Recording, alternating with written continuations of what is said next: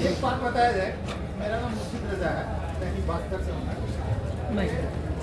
ये जो पद यात्रा कर रहे हैं बिहार में बदलाव लाने के लिए, क्या लगता है कि इतनी जो पार्टियां काम कर रही है वो किस तरह का बदलाव लाएगी? नहीं, देखिए, इस पदयात्रा में मैं हमेशा ये बात बताता हूँ कि समाज में सामाजिक राजनीतिक जीवन में ज्यादातर समय आपका और हमारा इस बात पर जाता है कि बिहार में किस दल ने, किस नेता ने अच्छा किया, किसने खराब किया।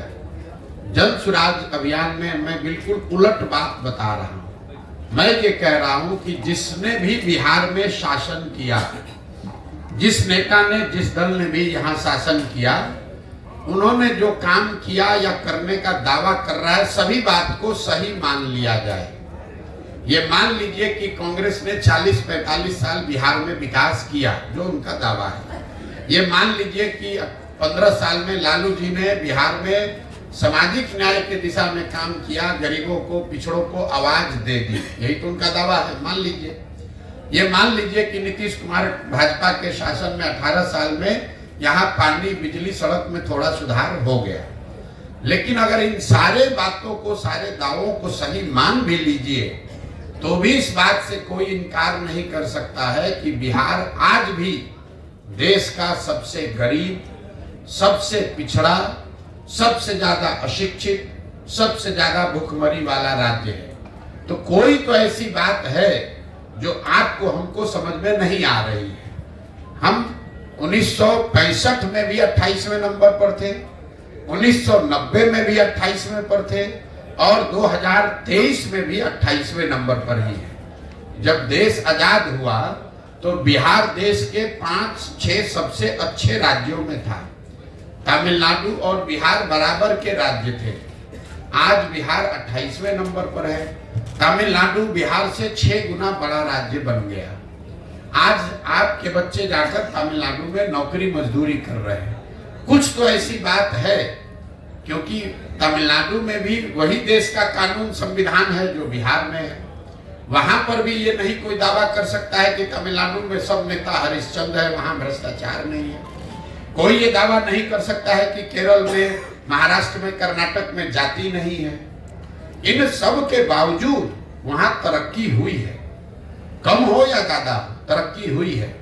बिहार एक ऐसा राज्य है जो पीछे चलता जा रहा है। तो कहीं ना कहीं आपको, हमको बिहार के शहरी होने के नाते ये सोचने और समझने की जरूरत है कि ऐसी क्या बात है जो कि बिहार में हम लोग आगे जाने के बजाय पीछे जा रहे हैं।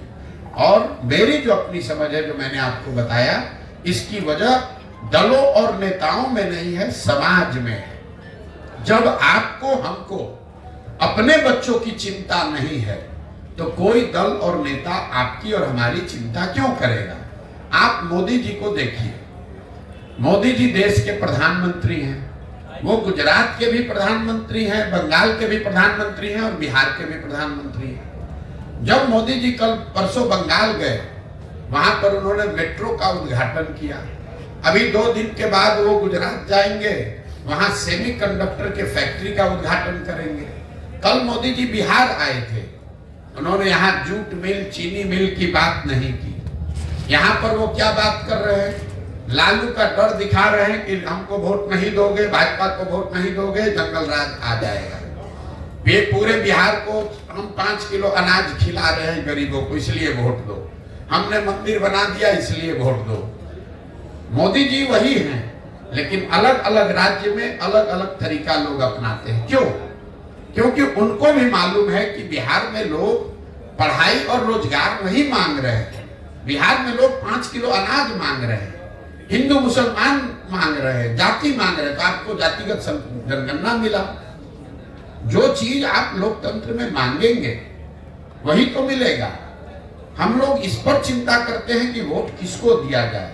मेरी अपनी 20 वर्ष की समझ है कि किसको आप वोट देते हैं ये जरूरी नहीं है। ज्यादा महत्वपूर्ण है कि आप वोट किस बात के लिए देते हैं। एक और आपको आंकड़ा दे रहा हूं, जितने दक्षिण के राज्य हैं जो आज देश में आगे हैं, केरल, तमिलनाडु, कर्नाटक, आंध्र प्रदेश, तेलंगाना, कोई भी ऐसा राज्य नहीं है जहां एक व्यक्ति 10 वर्ष से ज्यादा मुख्यमंत्री लगातार रहा। लेकिन बिहार में आप देख लीजिए 32 बरस से लालू नीतीश, इसके आगे हम लोग देखने को तैयार ही नहीं है।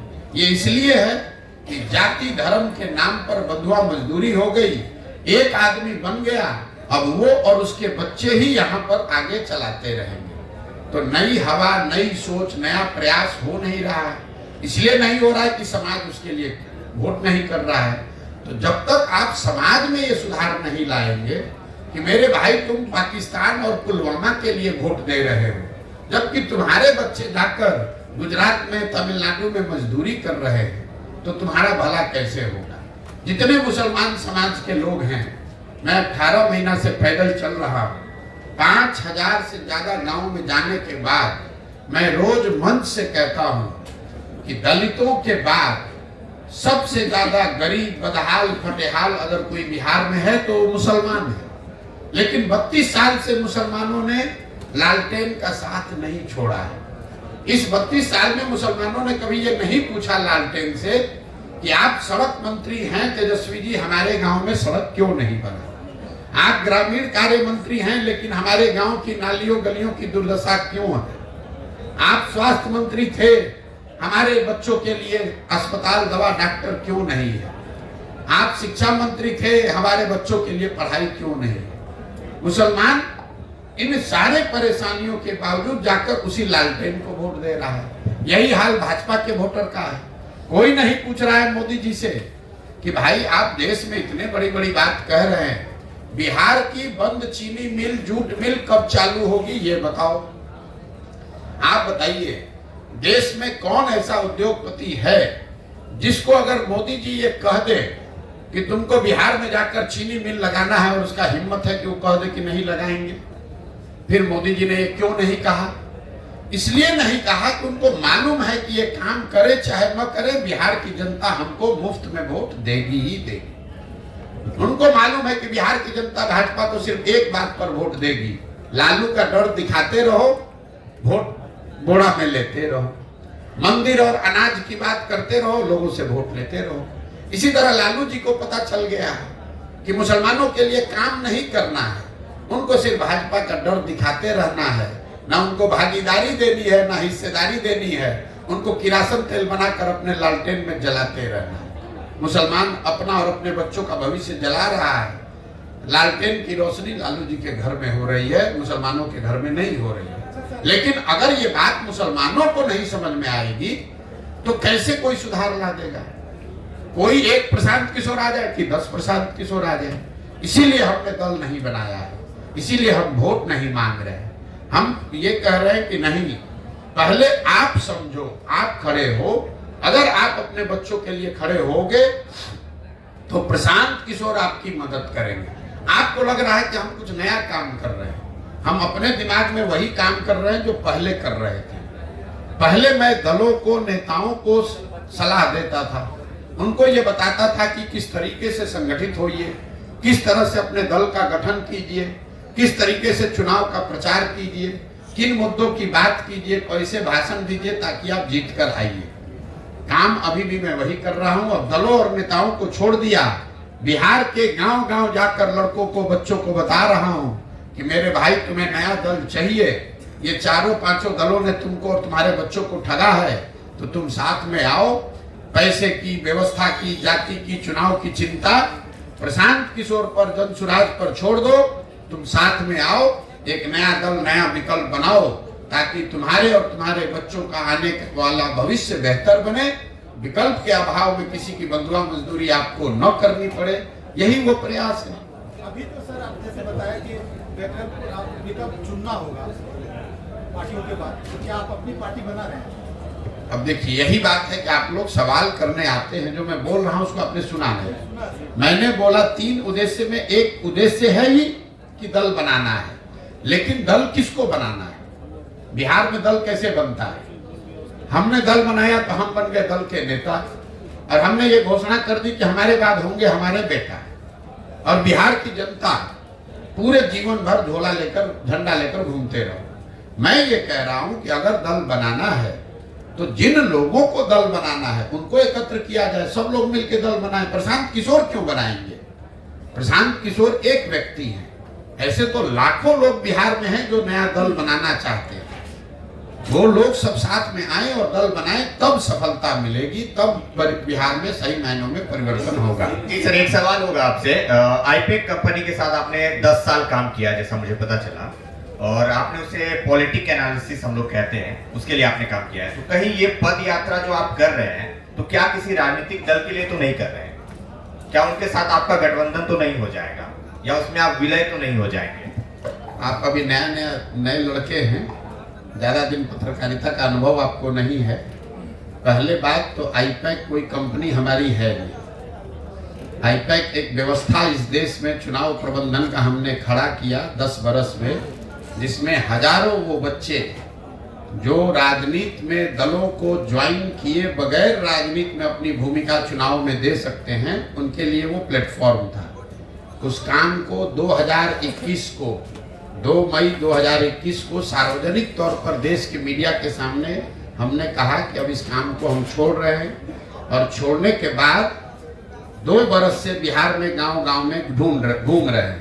आपको अभी आप छोटा मोटा कुछ पत्रकारिता करते होंगे, हम आपको 2-4 लाख रुपया देते हैं, जितना पैसा कहोगे उतना देंगे। 10 दिन खाली पैदल चल के दिखा दो। कह रहे हो कि दूसरे पार्टी के लिए कर रहे हैं। 10 दिन 20-20 किलोमीटर चल के खाली तुम दिखा दो। अब पैसा जो कहोगे कैमरे पर कह रहे हैं, जितना पैसा कहोगे उतना देंगे मजदूरी तुमको। हम कह रहे हैं पैसे की बात नहीं, हम आपके साथ चलने को तैयार हैं। आप हमारे साथ मत चलिए। आप ऐसे जो लोग ये कह रहे हैं कि दूसरे दल के लिए काम कर रहे हैं, तो जो दल हमको हायर किया है काम करने के लिए, हमको इंगेज किया है, आपको लगता है कि इतना पैसा कोई दे सकता है कि हम अपना जीवन खपा देंगे पैदल चलने में? यही आपकी समझ है? मतलब हमारी यहाँ देश में किसी के पास इतना पैसा है कि हमको अपना जीवन खपाने के लिए, कभी आपने सुना है कि कोई 2 बरस अपना घर परिवार छोड़कर टेंट में धूल फाक रहे हैं और आप कह रहे हैं कि कोई दल का काम कर रहे हैं? वो दल वाला अपने एसी से नहीं निकल रहा है और हम उसके लिए गांव-गांव में धूल फाकेंगे?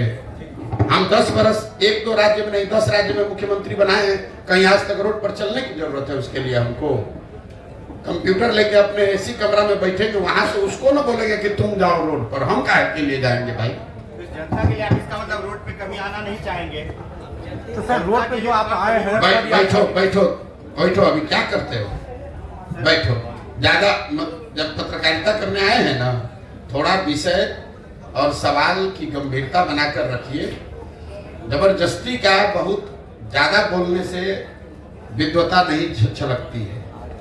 हम क्या कर रहे हैं अभी आपको समझने में थोड़ा समय लगेगा, लेकिन आपको इतना ही कहेंगे कि जो हम कह रहे हैं उसको मत सुनिए, जो कर रहे हैं उसको देखिए।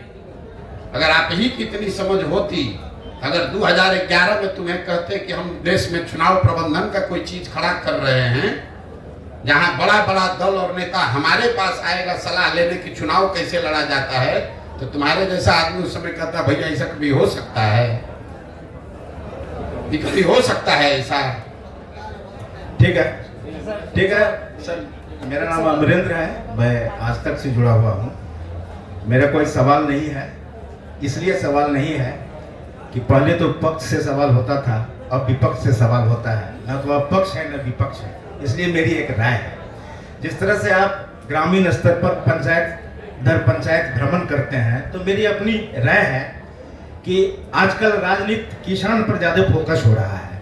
तो क्यों नहीं जन सुराज जो है, जिस तरह से पूरे देश में चैम्बर ऑफ कॉमर्स है, उसी तरह से पंचायत स्तर पर हम चैम्बर ऑफ फार्मर्स का भी गठन करें, बाद में स्टेट लेवल पर करें, ताकि ये सुनिश्चित हो अगर बीज का कीमत चैम्बर ऑफ कॉमर्स तय करे तो फिर अनाज का कीमत चैम्बर ऑफ फार्मर्स तय करेगा। एक ये मेरा सुझाव है। दूसरी बात एक जानना ये चाहते हैं कि जो अभी जो राजनीति में चुनाव में जाति जनगणना बहुत ज्यादा फोकस हो गया है, तो आपकी नजर में ये जाति जनगणना क्या ये सिर्फ पॉलिटिकल बेनिफिट है या फिर जन जन का इसमें फायदा है? देखिए, पहली बात आपको बता दें, जो आपने सुझाव दिया उसके लिए धन्यवाद। लेकिन जो लोग आप लोग बिहार में रहते हैं, अगर इस विषय को गंभीरता से समझना चाहते हैं तो अपने आप से ये सवाल पूछिए कि बिहार में किसानों की इतनी बदहाली के बावजूद पिछले 70-75 साल में कोई किसान का नेता, कोई किसान का आंदोलन क्यों नहीं हुआ? इसलिए नहीं हुआ कि बिहार में किसानों की संख्या, विशुद्ध किसानों की संख्या बहुत कम है। जो लोग किसान हैं, जो जमीन के मालिक हैं, वो खेती किसानी नहीं कर रहे हैं, वो रेंट पर अपनी जमीन को दे रहे हैं। उनको किसानों के मुद्दों से बहुत सरोकार नहीं है। उनको जो बटाई का पैसा मिलता है वो एक तरीके से लैंड के ओनर हैं जो उससे रेंट लेते हैं। और जो आदमी एक्चुअली में किसानी कर रहा है वो किसान वो भी नहीं है, क्योंकि उसकी जमीन नहीं है, वो मजदूर है। वो रेंट पर लेकर जमीन पर खेती कर रहा है। बिहार में 95% जो किसान है वो 2 बीघा से कम का मालिक है। तो उसकी जो खेती है वो खाने वाली खेती है, कमाने वाली खेती नहीं है। गांव देहात में आप सुनते होंगे लोग कहते हैं कि भैया रोपनी करने आए हैं, कटिया करने आए हैं, कमाने के लिए इसके बाद लुधियाना जाएंगे, पंजाब जाएंगे, कोयम्बटूर जाएंगे। क्यों ऐसा लोग कहते हैं? क्योंकि खेती यहाँ के लोगों की समझ में, नजर में खाने का जरिया है। अपने और अपने बच्चों के लिए खाने की सुनिश्चितता हो जाए। खेती आमदनी का जरिया बिहार के लोगों के लिए नहीं है। तो इस बात की गंभीरता और इसकी गहराई को आप समझिएगा, गहराई में जाकर तब आपको पता चलेगा कि बिहार में इतना बड़ा इकोनॉमी रूरल और एग्रीकल्चर आधारित होने के बाद भी यहाँ आज तक सहकारिता के क्षेत्र में कुछ काम नहीं हुआ। आज तक यहाँ पर फार्मर्स एसोसिएशंस नहीं बने। आज तक यहाँ किसानों के लिए कोई बीज और फसल के बेचने की व्यवस्था सरकारी या गैर सरकारी नहीं बनाई गई। और किसान यहाँ हर साल अपने फसल को 30-40% कम दाम पर बेचकर भी आंदोलित क्यों नहीं होता है? अभी आप देख रहे हैं कि देश में किसानों का आंदोलन चल रहा है। वो कौन किसान है? वो पंजाब के किसान हैं, हरियाणा के किसान हैं, जिन्होंने अपना धान सरकारी मंडियों में पंजाब में 2100 रुपया में बेचा है। पूरे बिहार में किसानों ने धान बेचा है 1600 में, 1700 में, लेकिन बिहार का एक भी आदमी किसान दिल्ली आंदोलन में नहीं गया है, क्योंकि यहाँ पर विशुद्ध किसान बचे ही नहीं हैं। लोग खेती से, किसानी से अपने जीवन को बेहतर बनाने का रास्ता नहीं देखते हैं। वो खेती को खाने का जरिया मानते हैं और इस तलाश में, इस अवसर में बैठे हैं कि कोई नौकरी मिल जाए, कोई धंधा मिल जाए कि खेती से जान छूटे। 1 बीघा जमीन भी है तो उसको बटाई पर दे, गांव छोड़कर भागे। इसलिए किसानों की समस्या यहाँ बहुत बड़ी है। इसको नए सिरे से सोचने, समझने और सुधारने की जरूरत है। दूसरा जो आपने सवाल किया, और इसीलिए जन स्वराज का एक उद्देश्य है कि हर पंचायत में, मैंने जो कहा, आपने शायद आप लेट से आए, कि हर पंचायत में यहाँ की खेती को खाने वाली खेती से कमाने वाली खेती कैसे बनाया जाए, इसका एक योजना बनाया जा रहा है। कि भाई आप धान की खेती करते हैं, इसके बजाय आप लहसुन की खेती करें, और करने के लिए सरकार आपको क्या मदद करे ताकि आपको आमदनी हो उससे। दूसरा जो आपने सवाल किया जातिगत जनगणना का, पिछले 1 साल से हम पैदल चल रहे हैं और हर जगह ये सवाल पूछा जाता है। देखिए, जातिगत जनगणना होने में कोई दिक्कत नहीं, उससे कोई नुकसान नहीं है।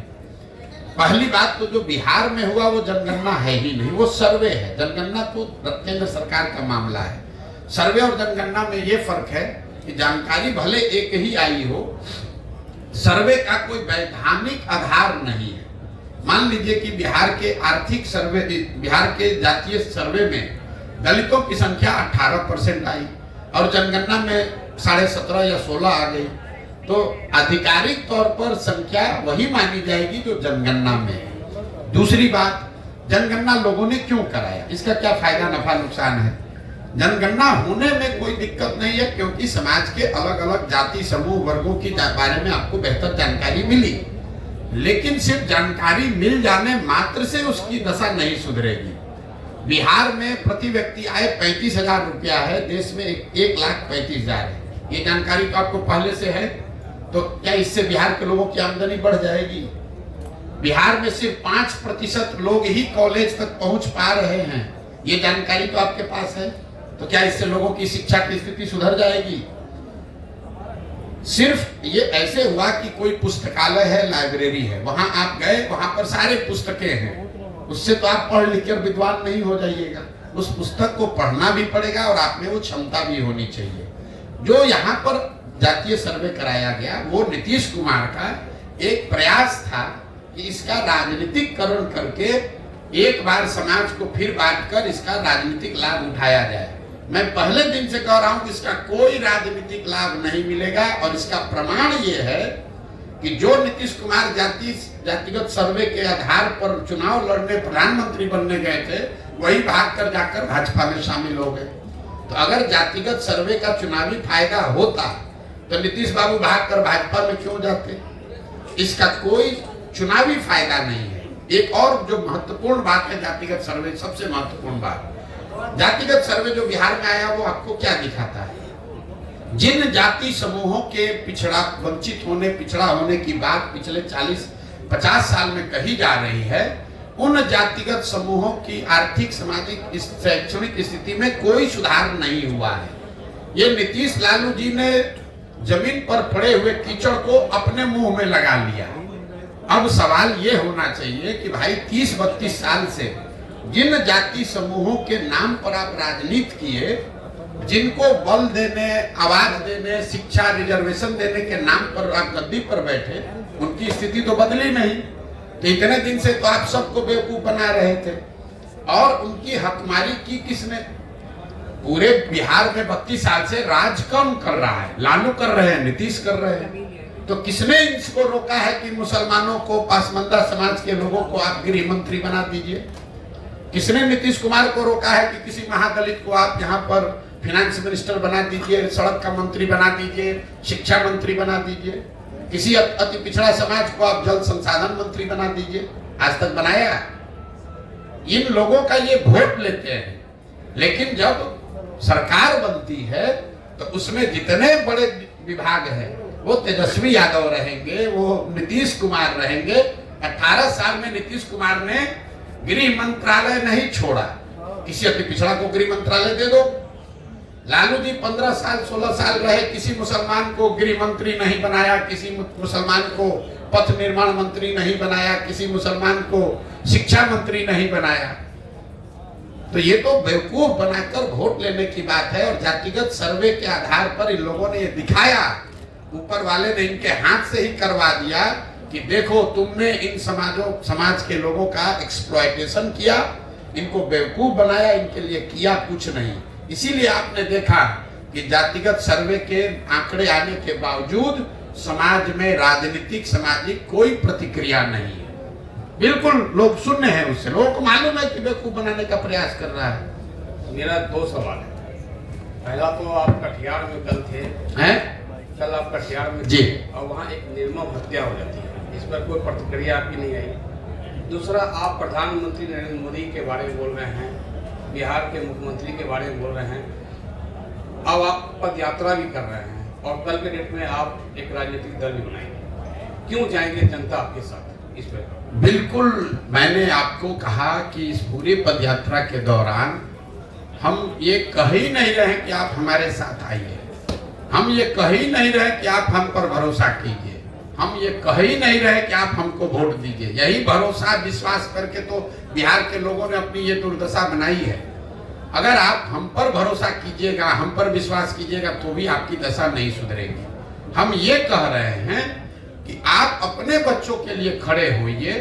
आज तक आप दूसरे का झंडा लेकर चले हैं, आप अपना और अपने बच्चों का झंडा बुलंद कीजिए। हम आपके पीछे खड़े हैं, हम आपको सुझाव देंगे, हम आपको व्यवस्था देंगे, हम आपको संसाधन देंगे, हम आपको चुनाव लड़ाएंगे। लेकिन खड़ा तो आपको होना न पड़ेगा भाई।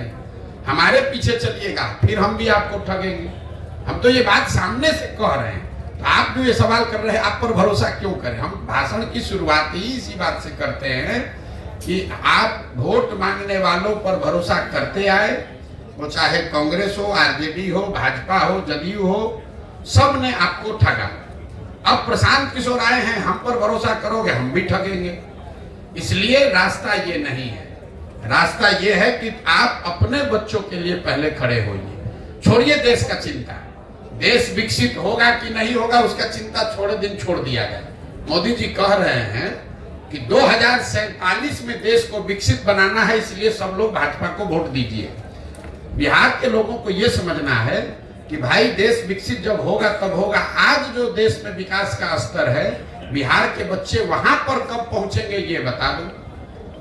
बिहार में जिस दिन 1,35,000 प्रति व्यक्ति आय हो जाए तब 5 गुना और हम लोग की आमदनी बढ़ जाएगी। पहले वो बता दो। लोगों को ये समझने की जरूरत है कि देश आगे बढ़ सकता है, लेकिन अगर आपके बच्चे नहीं पढ़े, आपके बच्चे अनपढ़ मजदूर रह गए, तो उस विकसित देश में आप मजदूर बनकर लाख जूता खाइएगा, गाली सुनिएगा, आपका भला नहीं होगा। इसलिए हम जन सुराज में रोज क्या कह रहे हैं कि देश के लिए नहीं, ये साधारण बात नहीं है, कोई नहीं कह सकता है।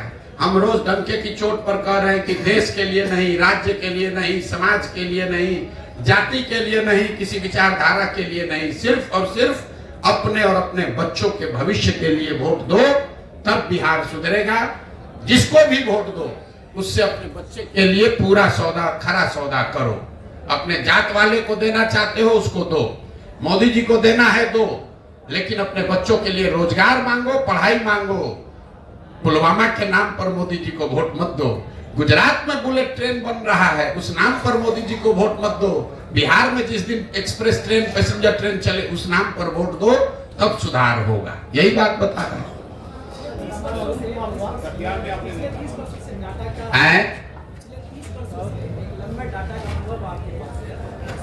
किसका अनुभव है? डेटा का। अच्छा,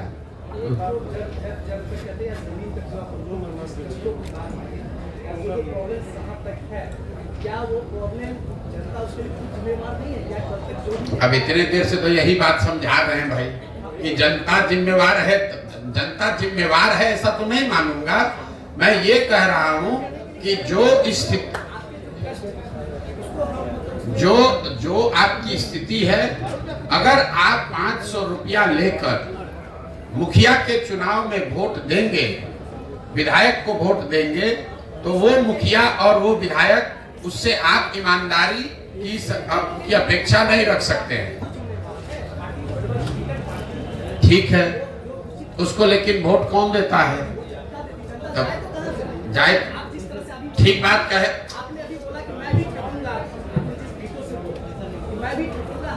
सवाल क्या है भैया, वो पूछ लो। भाषण मत दीजिए, सवाल पूछो। सवाल पूछो, डेटा कुछ नहीं बोले अभी तक इतना देर में कोई आपका डेटा सुना नहीं।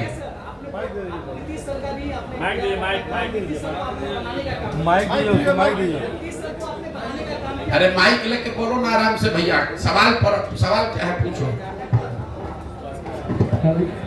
डेटा का जो अनुभव आपके पास है हर चीज का, कहाँ जनता के पास क्या प्रॉब्लम है, कौन क्या चाह रहा है, कौन क्या कर रहा है, ये बहुत बड़ा एनालिसिस है। और जो एनालिसिस पे ही हम कुछ कर सकते हैं।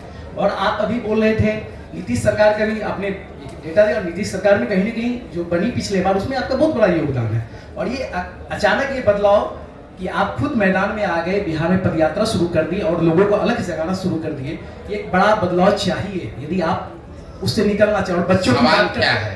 मैं चाह रहा हूँ ये जो चेंज की बातें आप कह रहे हैं, बता रहे हैं निकट भविष्य में जो चुनाव होने वाला है उसकी एक बड़ी तैयारी हर कोई कर रहा है। उसका एक पार्ट आप भी हो सकते हैं, या हर मोदी जी भी, हर कोई एक पार्ट है। बट सवाल क्या है?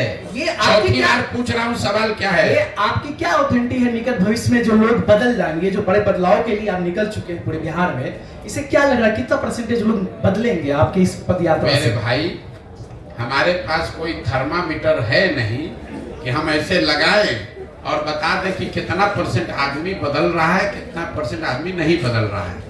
हमारा काम है कि जिस विश्वास से, जिस विचारधारा को लेकर, जिस सोच को लेकर हम चले हैं, उसको ईमानदारी और शुद्धता से हम करें। हमारा वो काम हम कर रहे हैं। अब ये समाज पर है कि इसको देखे, जांचे, सवाल करे, मूल्यांकन करे। उसको अगर सही लगे तो इससे जुड़ेगा, नहीं सही लगेगा तो नहीं जुड़ेगा। आप भैया सवाल अभी कुछ पूछ रहे थे, कुछ पे आ गए। मेरे भाई ऐसा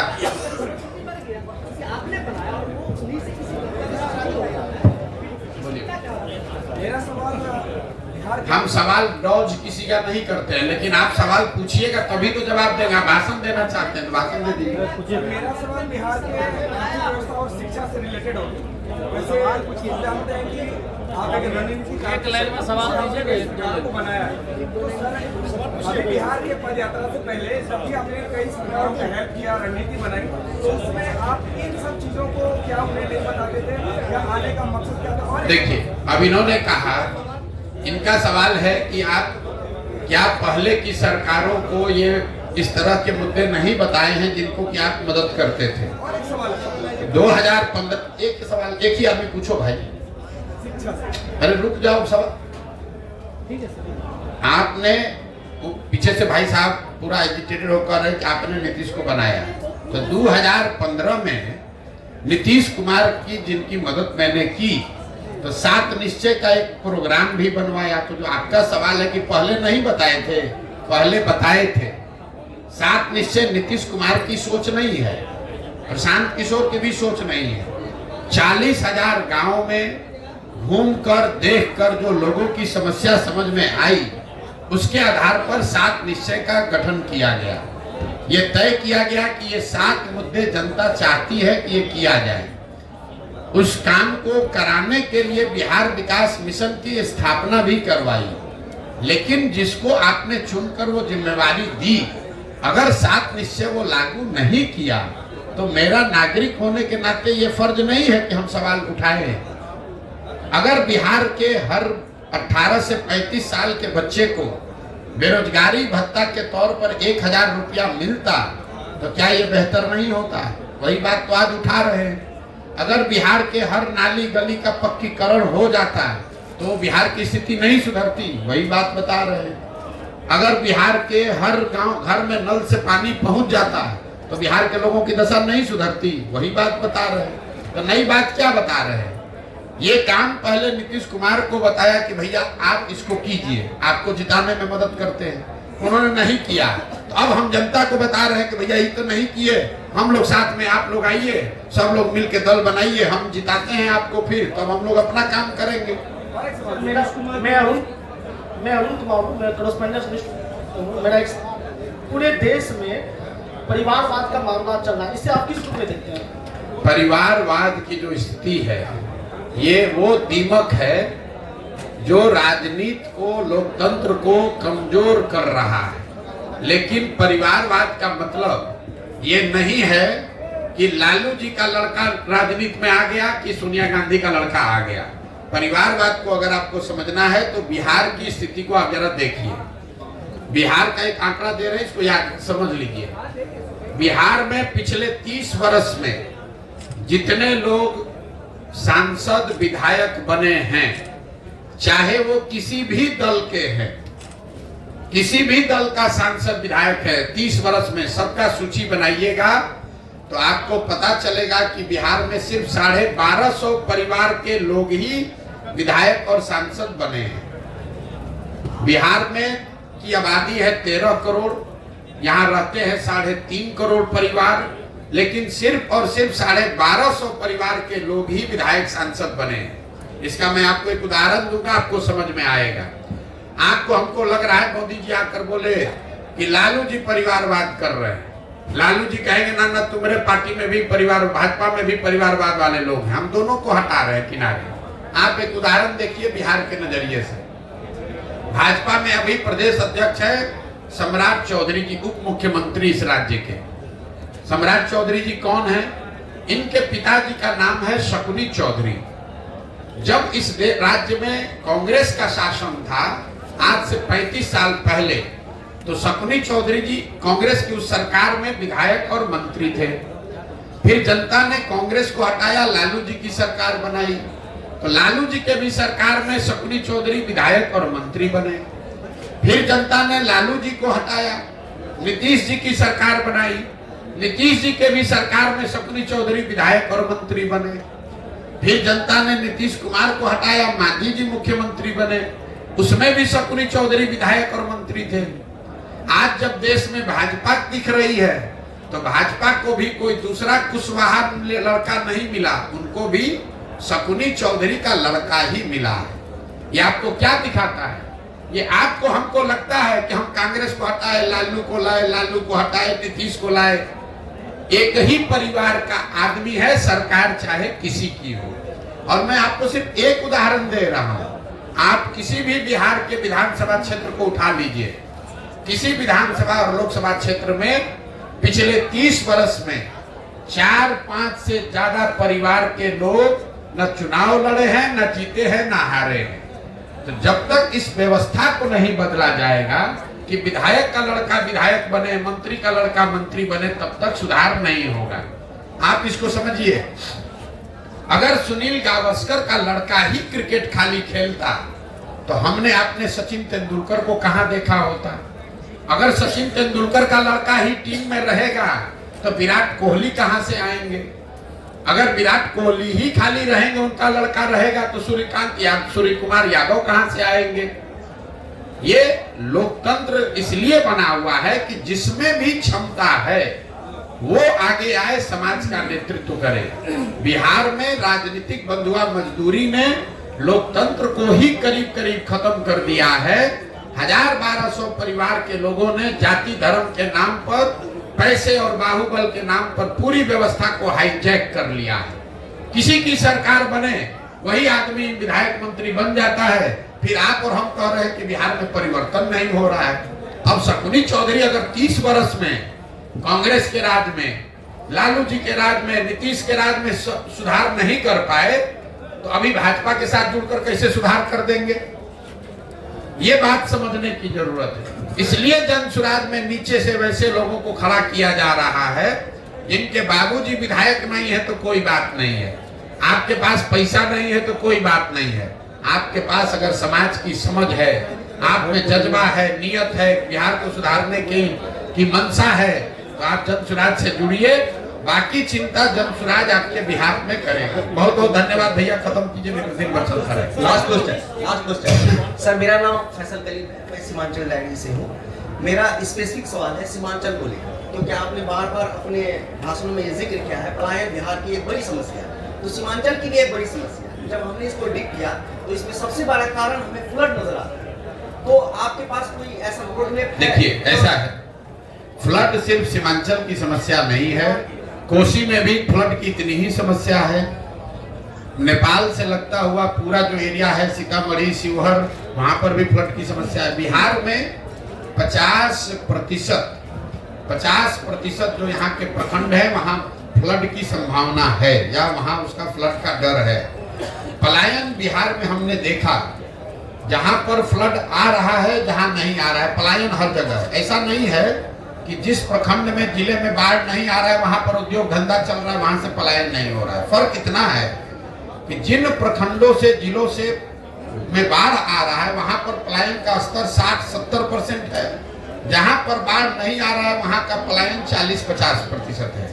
तो जल संसाधन को लेकर बिहार में एक नए समुचित होलिस्टिक प्रयास की जरूरत है, क्योंकि सिर्फ बाढ़ की समस्या नहीं है। 50% प्रखंड में बाढ़ है, करीब 25% प्रखंड में, बचे हुए 25% प्रखंड में जल जमाव की समस्या है। आप जब गोपालगंज से पैदल चलेंगे तो गोपालगंज, सिवान, छपरा, वैशाली, समस्तीपुर जो एरिया है, बीच मध्य बिहार जो है, इसमें कोई ऐसा पंचायत नहीं है जहां 2-4-5 हजार एकड़ जमीन में परमानेंट पानी न लगा हुआ है। इसी तरीके से 1/3 जमीन में सूखे की समस्या है। तो परेशानी यह है कि आधी जमीन में बाढ़ है और आधा जो जमीन ठीक है उसके आधे में या तो जल जमाव है या सूखा है। तो जब तक यहाँ जल प्रबंधन की व्यवस्था समुचित तरीके से ठीक नहीं की जाएगी, तब तक सिर्फ बांध लगाने से, बाढ़ रोकने से बात बनने वाली नहीं है। तो और एक चीज और आपको बता दें, आप लोग पत्रकार हैं, आपके लिए जानकारी का विषय है। बिहार में भ्रष्टाचार हर विभाग में है, लेकिन जल संसाधन से ज्यादा भ्रष्टाचार कहीं नहीं है। इसका प्रमाण क्या है, हम आपको बता देते हैं। यहाँ चाहे किसी गठबंधन की सरकार रहे, सारे विभागों का बंटवारा होता है। 2 विभाग ऐसे हैं जिसका मुख्यमंत्री रहता है वही रहता है। एक है होम विभाग, गृह विभाग, और दूसरा है जल संसाधन विभाग। ऐसा क्यों? रोड में चोरी कीजिएगा, कल होके हल्ला हो सकता है, आप पकड़ा सकते हैं। एकमात्र विभाग जल संसाधन है जिसमें जितना लूटना है लूट लीजिए और कागज पर लिख दीजिए कि बाढ़ आया सब बह गया।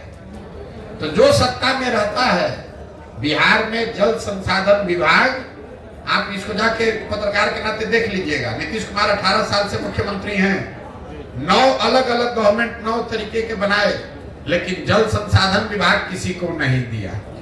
लालू जी जब रहे वो सब विभाग बांट देंगे, जल संसाधन नहीं बांटेंगे। ये इसलिए कि ये दुधारू गाय है।